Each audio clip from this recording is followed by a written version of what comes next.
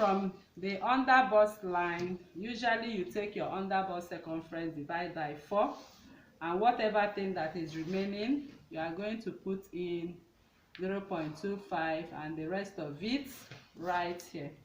So I want to contour my under bust. So this particular dress, I'm flipping my ruler like this. This particular dress we are making right here, okay, wants to it actually have this shape, okay, from this illusion neckline. Let me check again to be sure. Okay, so you can see it actually wants to have an empire design. Okay, so for the empire design, this is what you do. From that 1 inch, I'm going to connect what I have on the 1 inch. I'm going to bring it somewhere here. I'm just thinking if I should come down a little before I connect. So all right, so I'm going to bring it this way from here to here. I'm using my red marker, you can see that, and from here to here I'll just blend it up. I'll blend it up like this, just a little, at about 1/4 inch.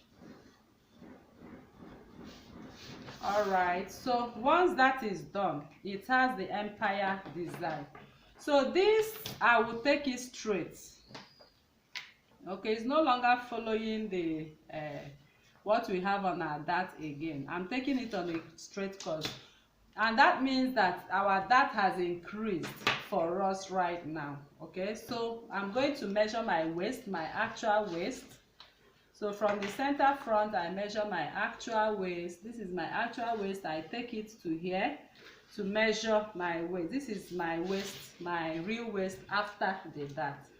So I'm going to connect my waist back to the bust line, and I'm going to extend my dart line to touch this, and this right now from here will come out a little for that accommodation and returns back to this point, as you can see. So what we have right here for the front is ready, as you can see right here. So we are merging the both of these together.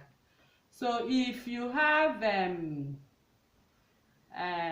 what I have here wants to look like a basque, a little basque.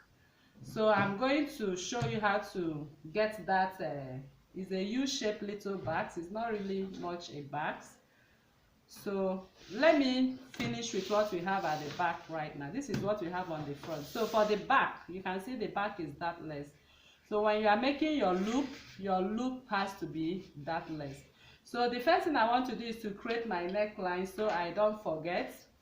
And the neckline is created from the tip by 3 inches. Remember, that was what we came in with. So I have my mark of 3 inches right there. So I'm going to create my yoke line. So I'm taking where the yoke terminates. This is the yoke for the front, and it terminates at this point. So I want to sew the yoke from the same line. So if I do that, I'll be flipping my ruler directly to the chest line to create the yoke.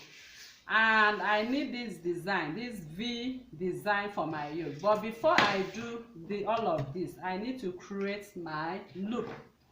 So you can see the back is not contoured because we are going to have a loop. Okay, so I'm snatching my waist for my loop by 1.5 inches, and I'll come up here by 1.5 inches. So I rule my line to touch what we have on the yoke line. So these are my loops, and that is where my loops and my eyelets is going to be placed. Okay, so that is that. So from this point right now, I'm now going to connect I'm connecting my yoke. So you can see the yoke is connected. So this is my back yoke. Okay, that is my back yoke design. So while I made this dartless, in case you are working with bones, okay, you want to use your bones for the back.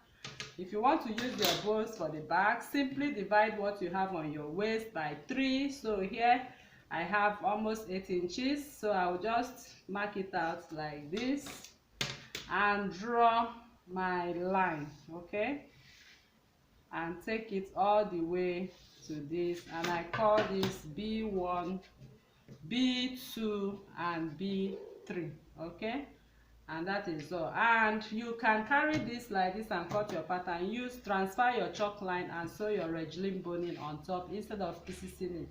So I will not be piecing it right now. I will leave it the way it is. So I want to cut my pattern for the back because my back pattern is ready, as you can see. So I'm cutting on the sides right now. I'm cutting on the eyelets. I'll be cutting on my neckline. I'll cut on my shoulder seam. Go over to the armhole line. So this is what we have right now for the back. So simply separate your yoke and sew it back. So after placing your regime boning as you know how, you'll be fixing the back yoke. So this will be cut 2 times and this will be cut 2 times also. So if you are making them on panels B1, B2, B3,